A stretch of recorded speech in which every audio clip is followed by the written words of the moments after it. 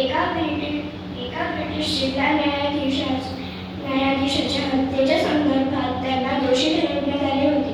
त्यांना अंदमान येथे आजीवन कारावासाची शिक्षा देण्यात आली होती.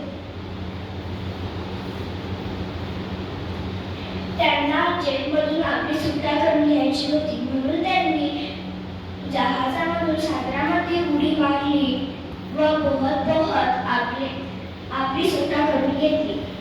जेलमध्ये असताना त्यांनी गीता रहस्य हा ग्रंथ लिहिला. तसेच अनेक गीतांच्या रचनाही केल्या. ते लेखकही होतेच, तसेच ते एक महान कवीही होते. स्वातंत्र्यवीर सावरकरांनी देशाच्या स्वातंत्र्यासाठी आत्मसमर्पण केले. धन्यवाद.